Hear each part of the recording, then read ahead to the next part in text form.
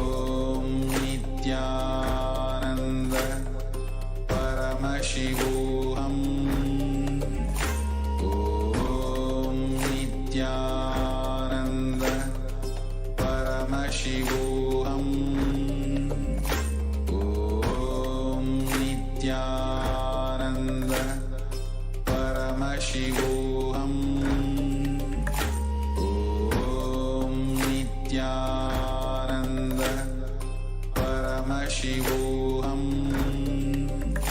Om Nithyananda Paramashivoham. Om Nithyananda Paramashivoham.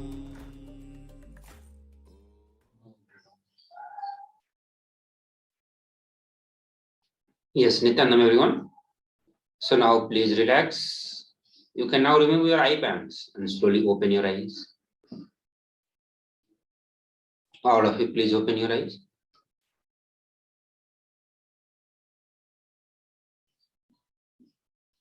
So now take few minutes to post your answers.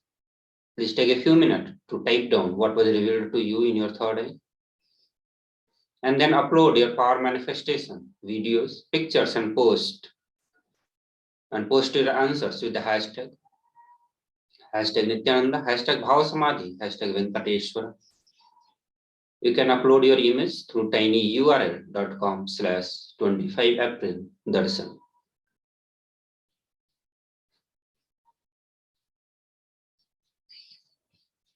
So once you are done with that, I'll project the picture for all of you to verify.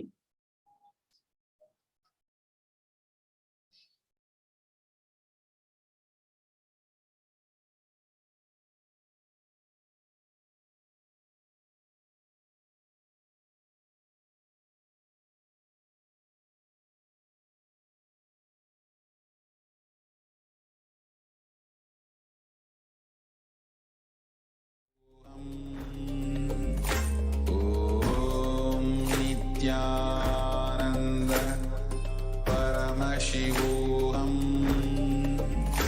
Om Nithyananda Paramashivoham.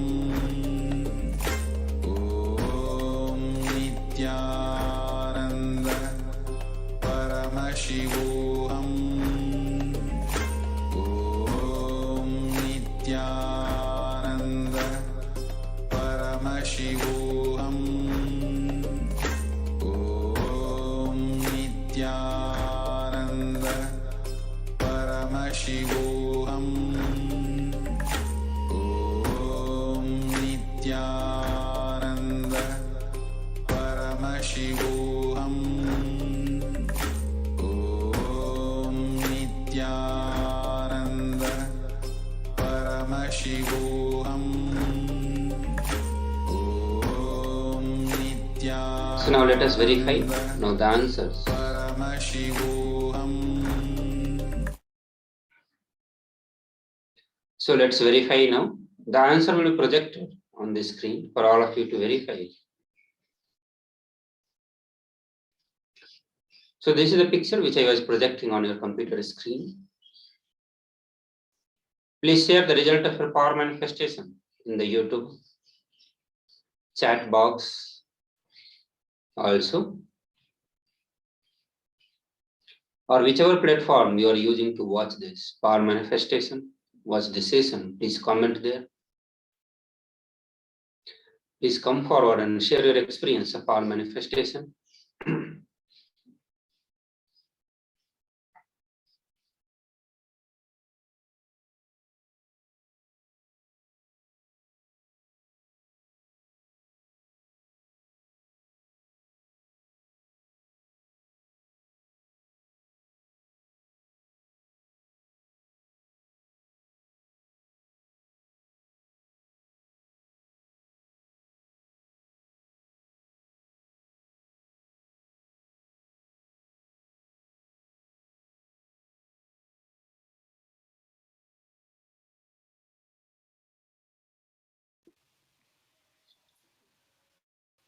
Yes.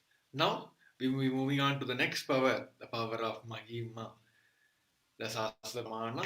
The scripture reference to the power, manifest power of Mahima is Lord Shiva says, Mahima is the power to exist pervasively with the help of huge bodies, organs, and others.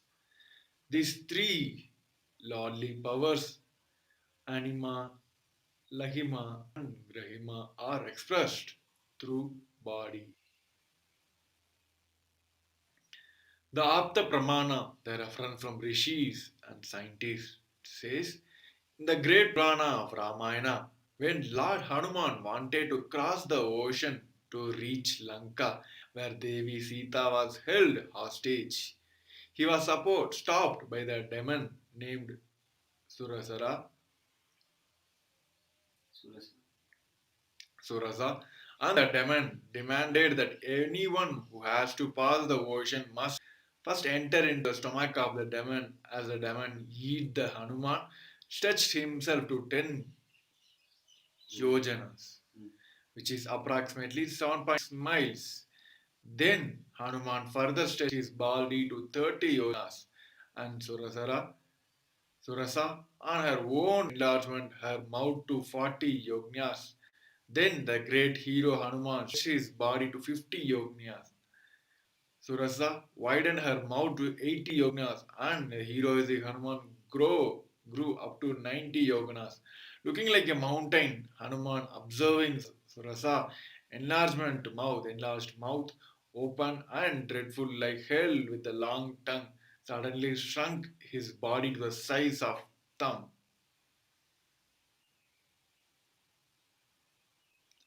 The Atma Pramana, the reference from the Supreme Pontiff of Hinduism, Jagat Guru Mahasannidhanam, His Divine Holiness Bhagavan Sri Nithyananda Paramashivam life, that time tested and authenticated this sign. An incident which happened in Swamiji's life at the age of 4 to 5 year old, Swamiji was able to lift a wooden cart beyond his own physical weight. He demonstrated not just psychological strength but physical strength also. One day, Swamiji's mother asked to wake up his uncle who was sleeping on the wooden cart. Swamiji recalls, he did not wake up. I just thumped the 2020 pounds teakwood cart. He's rolling and actually got up and ran away, thinking that some earthquake has happened. You see, you can never imagine a cart tumbling. A chair tumbling is okay, car tumbling, and now still I can remember the scene. He thought some earthquake has happened and he ran away. Now we're going to see the Shakshi Pramanas, where the experience and the results of extraordinary manifestation happening through the initiated disciple of SPH. So here are the few of the sharings of thousands of initiated disciples where SPH who have especially successfully started the manifesting the powers of Mahima, increasing the height after the initiation of SPH. Here you can see the references where how the height was before and how the height was after the manifestation. Now we are getting into the power of Mahima, the round one.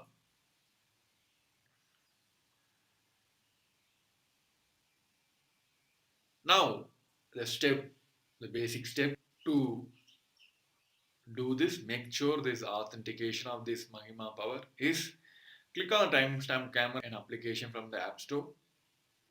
Ensure the time is shown on your screen. Make sure the camera is facing you. We'll give you a few minutes to set up this.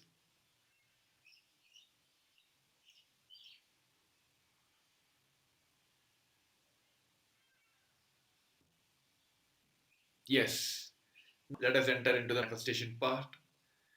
Measure your finger or hand. Use a measuring tool to measure the height, or pick up paper and mark its height by placing your hands on the paper and measuring it on the paper with your pen. Take a picture of a current height. Now let's connect to the Paramashiva, Swamiji, through your third eye and declare the height of your object to rise. From the space of oneness, declare, I am Paramashiva, and Paramashiva is manifesting through Swamiji. With that declaration, increase the height of your object. Now, please chant the Mahavagya and start the manifestation. Nithyananda Paramashivoham. Om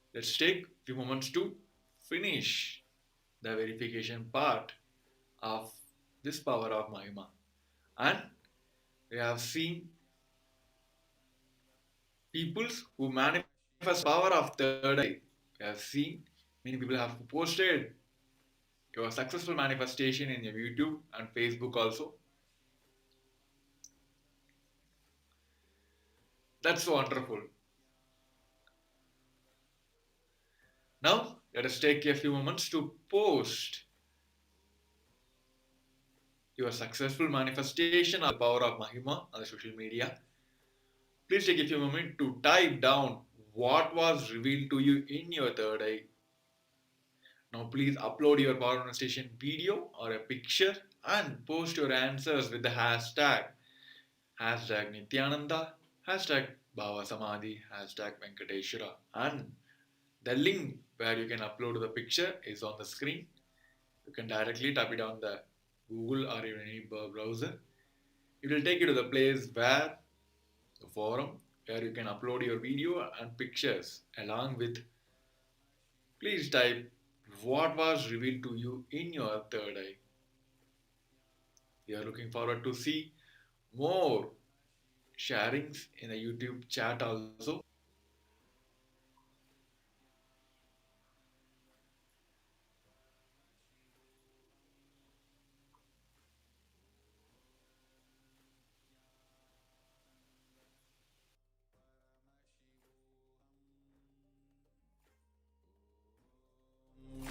Nithyananda Paramashivoham.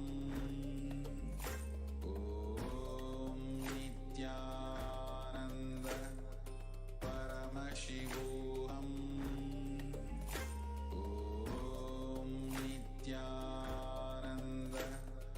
Paramashivoham. Om Nithyananda Paramashivoham.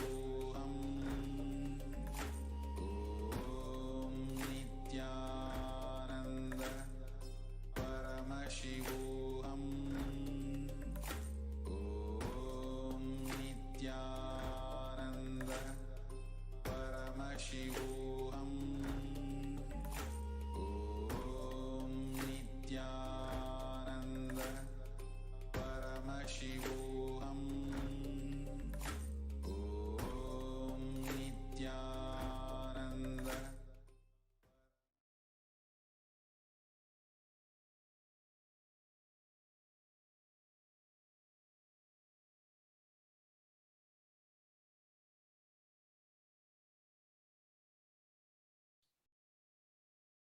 Yes, Nityananda everyone.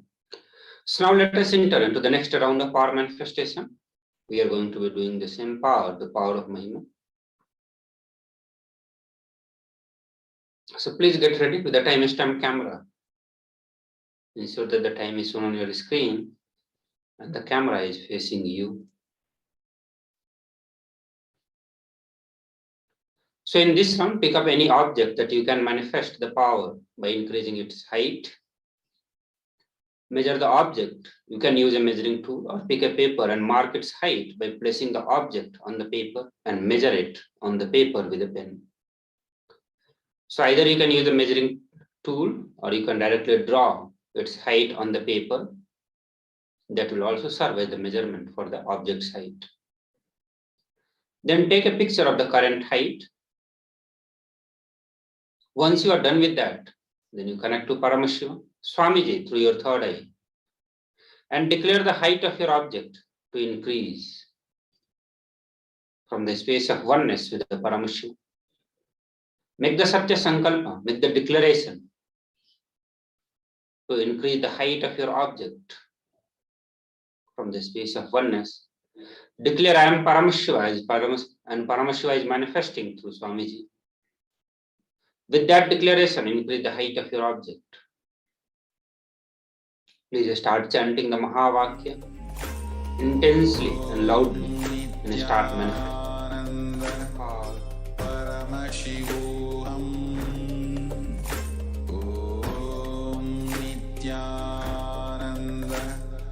Paramashivoham.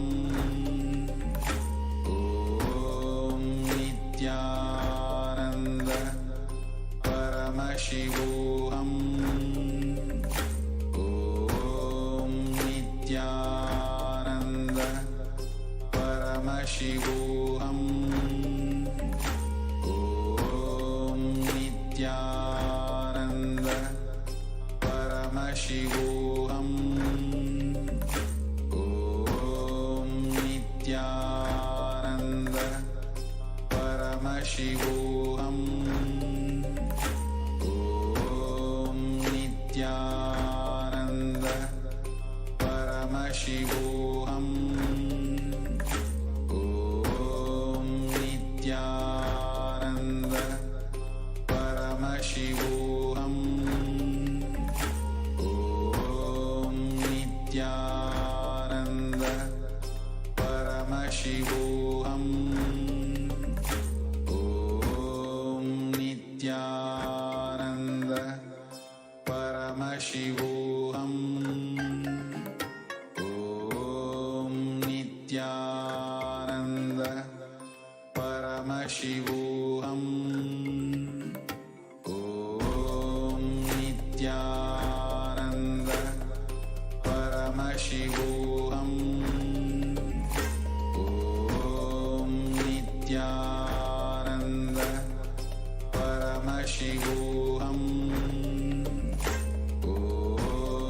Nithyananda Paramashivoham. Om Nithyananda Paramashivoham. Om Nithyananda Paramashivoham. Om Nithyananda Paramashivoham. Om Nithyananda Paramashivoham. Om Nithyananda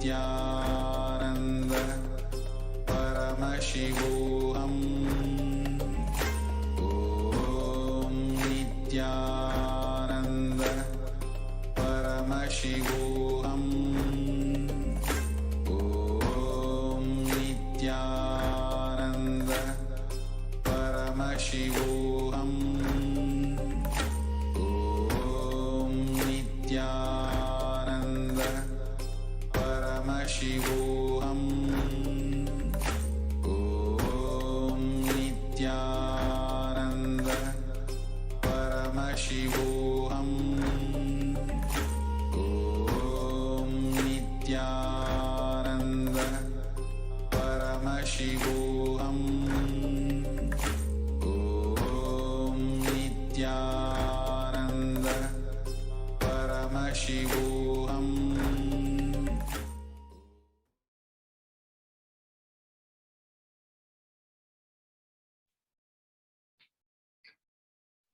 Nityan, everyone, please relax now.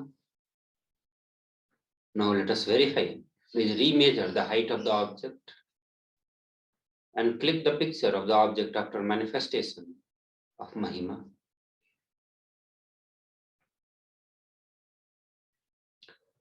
Once you are done, then compare the previous height with the current one.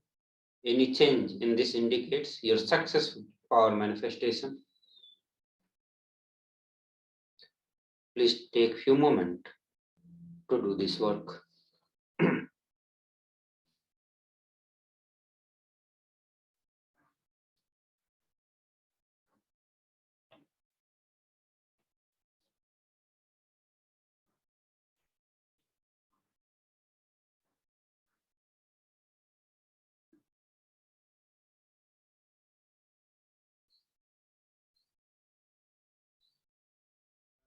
Paramashivoham.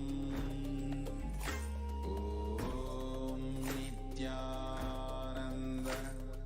Paramashivoham. Om Nithyananda Paramashivoham. So post your answers. Please take few minutes to type down what was revealed to you in your third eye. Please upload the power manifestation pictures and post your answer with the hashtag Nityananda, hashtag Bhavasmadhi, hashtag Venkateshwara. So do not forget to upload your pictures showing the increase in the height of the object.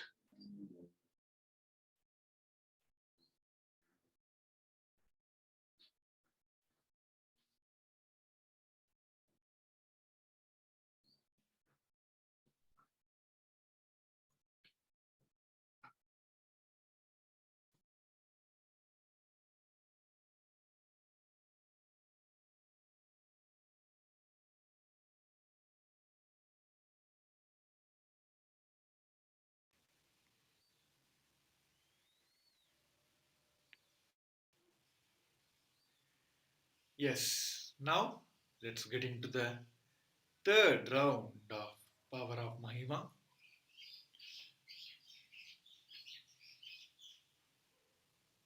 Please prepare yourself with the same timestamp camera how we did for last two rounds. Ensure the time is there and make sure the camera is facing yourself. Now, this time we're going to manifest with a partner. Pick a partner you want to manifest the power by increasing their height. Having your partner measure their own height using their leveled surface like a book, a ruler, and mark top with a pen. Take a picture of the current height. Now connect to Paramashiva Swamiji through your third eye and declare the height of your partner to increase. From the space of oneness, declare I am Paramashiva, and Paramashiva is manifesting through Swamiji.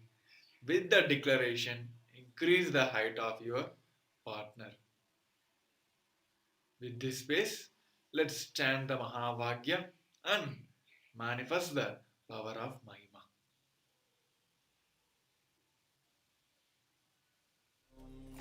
Nithyananda Paramashivoham. Om Nithyananda Paramashivoham. Om Nithyananda Paramashivoham. Om Nithyananda Paramashivoham. Om Nithyananda Paramashivoham. Om Nithyananda Paramashivoham.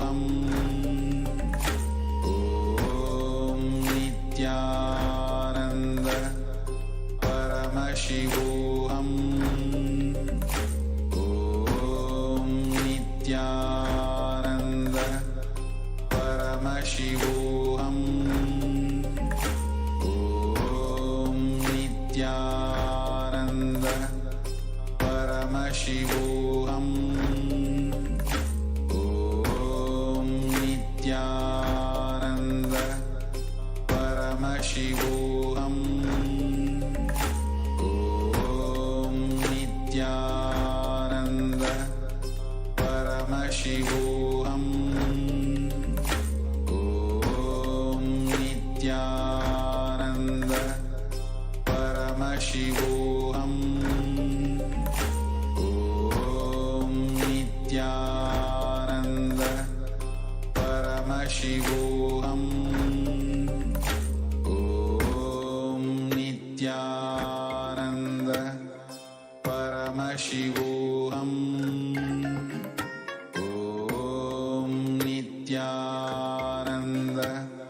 Paramashivoham.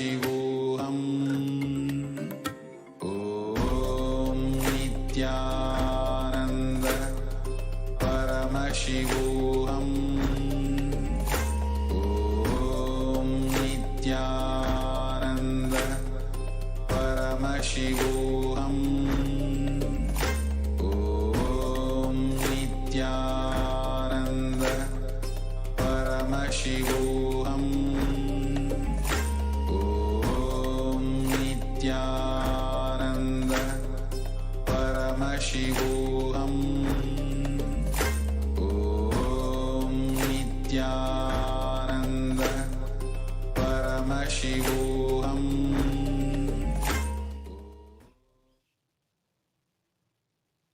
Yes, let's measure the height by clicking a new picture of the increased height of your partner. Now compare the previous height, the current one.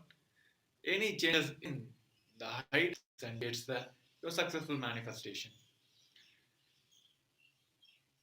Now let's take a moment to post your update. Post your demonstration video and picture and post your answers with the hashtag Nithyananda Bhava Samadhi and hashtag Venkateshwara. And please take a moment to share whatever is revealed on your third eye also. The link which you used for last 3 rounds, you can use the same link to post the update, upload your manifestation video and picture.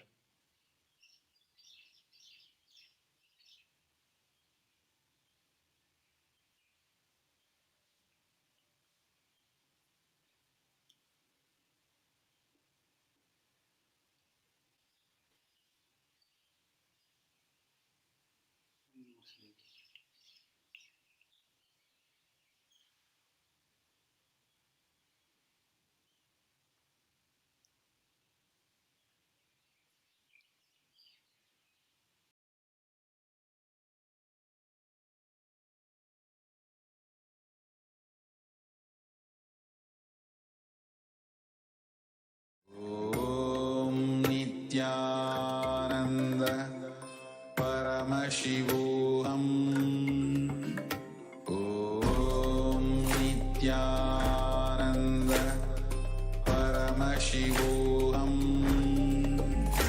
ॐ नित्यानन्द परमशिवोऽहम् ॐ नित्यानन्द परमशिवोऽहम्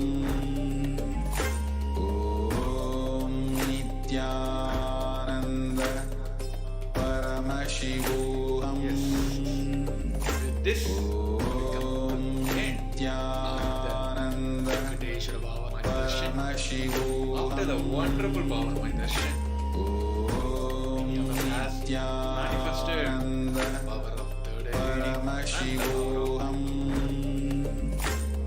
So with this good start, wishing Nityanand all the very परमशिवोऽहम् tuned with us on the special day. Nityanand Let's परमशिवोऽहम् let's start on this year.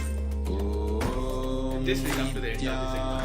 Let's end the segment. The परमशिवोऽहम् straight.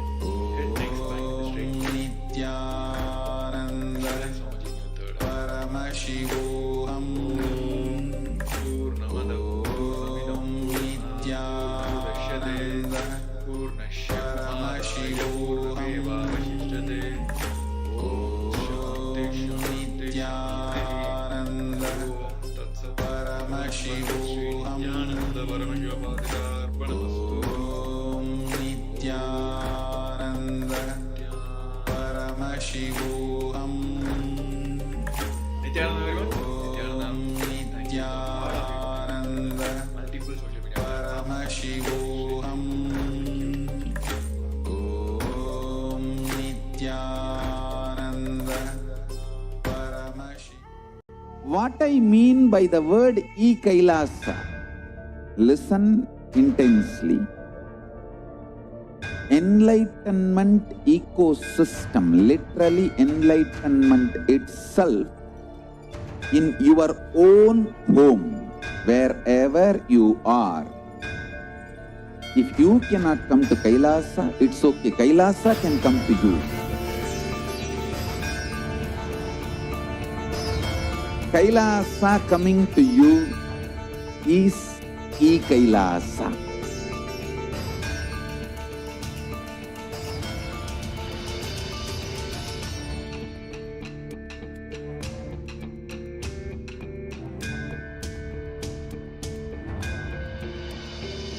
I will revive Hinduism.